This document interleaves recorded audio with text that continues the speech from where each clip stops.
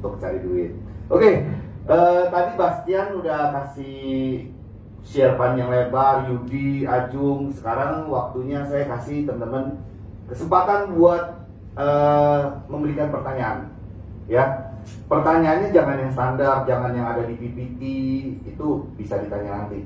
Yang menurut kalian itu yang benar-benar pertanyaannya kelas berat lah. Ya, kalau bisa sekelas Mike Tyson gitu pertanyaannya ya, dilempar. Oke. Buat teman-teman, siapa yang mau nanya tadi, Ibu?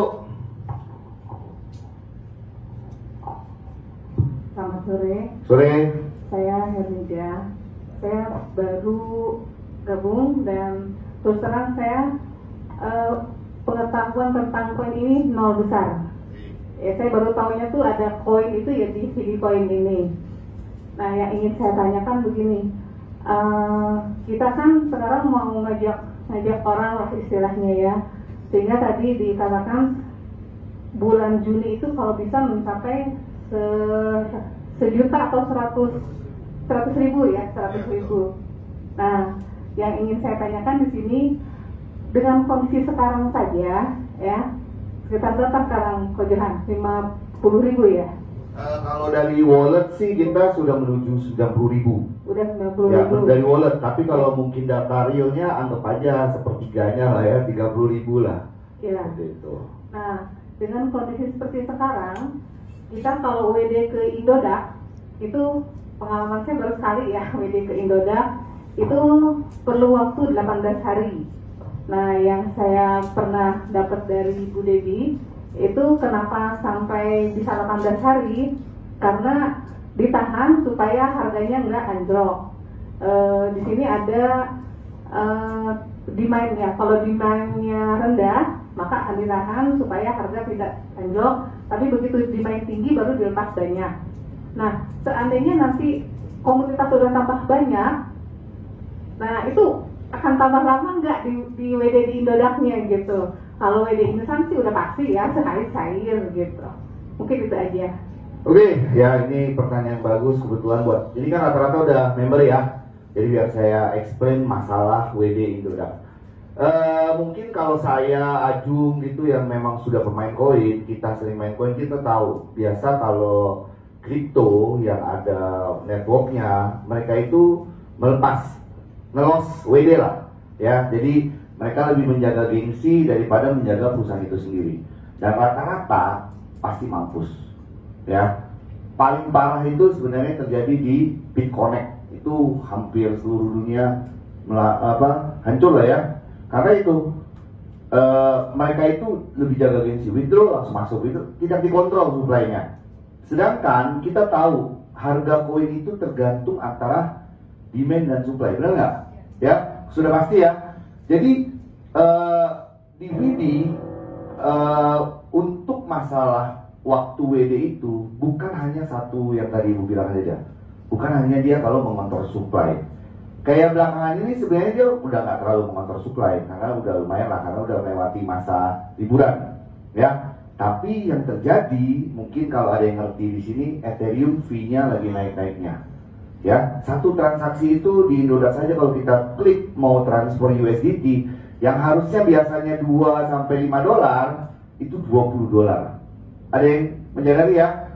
Kalau yang ini ya. Jadi gas fee itu juga menentukan dia cepat apa lambat. Kayak sekarang lah, karena sudah terlalu lama, mungkin per hari ini ya, gas fee-nya itu tinggi terus kan. Jadi akhirnya manajemen ambil satu langkah biar nggak terlalu lama. Jadi yang withdraw kecil-kecil itu di cancelin, dijadikan satu, ya. Jadi gini, di Rechain ini, setiap kali orang withdraw satu transaksi, itu akan kena fee. Jadi kalau orang yang punya 10 account, withdrawnya dari 10 account, berarti fee-nya 10 kali. Padahal saya sudah pernah beredukasi ini yang udah lumayan lama lah. Saya bilang bagi yang punya akunnya banyak, jadikan satu di withdraw. Jangan 10 akun di withdraw semua, karena fee-nya sama. Ya, dan manajemen menghitung karena mereka ini bisnis. Ya, mereka nggak akan mau buang uang sia-sia untuk cuman fee aja gitu loh. Bayangin coba, kalau kita ngomong sekarang, tadi saya bilang wallet itu total hampir 90 ribu wallet. Anggap aja 10% yang withdraw, 9.000 dompet, 9.000 kali $20 berapa? 180.000 USD. Masuk akal nggak? Biaya fee aja 180.000 USD, tidak masuk akal, ya. Jadi maksudnya teman-teman, selain itu alasan itu ada satu lagi alasan kadang-kadang withdraw itu bisa lambat. Itu dari pihak Indodax-nya sendiri, ya. Ada kejadian berapa kali itu dari rechain-nya sudah terkirim, di Indodax-nya tidak terkredit, ya. Jadi kalau misalnya withdraw Indodax itu sudah pasti ada beberapa hal yang kadang-kadang bisa bikin lebih lambat. Tapi saya berani jamin 100% pasti masuk, ya. Masuknya juga nggak akan terlalu lama kayak sekarang lah.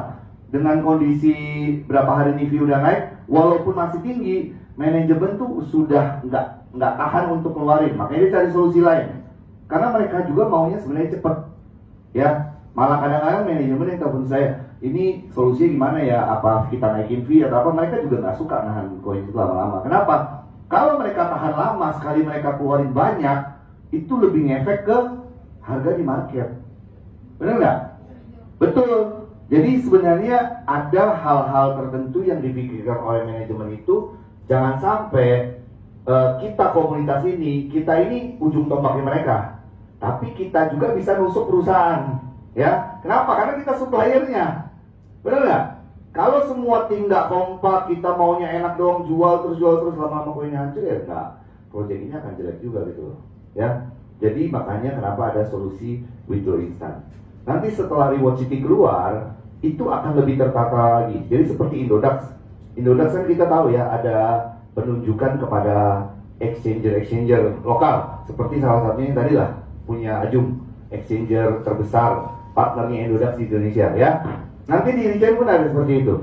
Jadi akan ada agent-agent baru yang memang ditentukan resmi dari perusahaan boleh menerima withdraw instan sesuai rules yang diberikan sama manajemen, ya. Jadi tujuannya itu apa? Untuk mengontrol supply ini biar nggak benar-benar semuanya itu berarus ke pasar, ya. Pertanyaan yang kedua tadi Ibu, kalau membernya makin banyak, apakah akan makin lama? Benar Ibu ya? Sekarang saya tanya, di saat YouTube, ini saya ambil contoh YouTube ya, waktu dia masih sepi, banyak nggak iklan yang pasang iklan di YouTube? Nggak ada ya? Sekarang banyak nggak iklan yang pasang di YouTube? Banyak. Bener nggak? Sama seperti kita Bu, ya. Mungkin Vidi kalau misalnya di saat ini saya bilang walaupun kita sudah rame, sudah apa, tapi masih jauh dari kata viral, ya. Member kita masih, dompet aja masih 100.000, di bawah 100.000 lah, belum menyentuh level jutaan, puluhan juta gitu loh.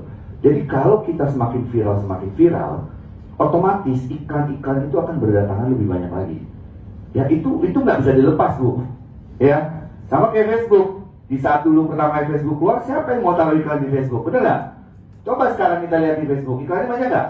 Banyak banget. Ya, jadi komunitas itu mendatangkan iklan Bu, ya. Jadi mungkin Ibu lihatnya sekarang, oh takutnya nanti karena makin banyak member makin lama. Enggak. Sebenarnya itu ada ekosistem yang akan diciptakan, ya. Nanti juga seandainya semakin besar komunitas kita, VD ini bukan cuma sekedar bisa dijual aja koinnya, tapi ada kegunaannya, ya. Maksudnya kegunaan itu koin ini jadi ada useful selain dijual. Kita bisa beli kebutuhan hidup kita sehari-hari di e-commerce-nya, kita yang mau traveling bisa beli tiket di sana, kita yang mau nginep bisa beli bisa bayar penginapan di sana dan lain-lainnya semua segala macam untuk kehidupan daily kita. Jadi buat kita nih yang sering mau cairin terus mau belanja ke mall, gak usah lagi karena kita nggak perlu cairin itu, kita sudah bisa belanja seperti itu ya.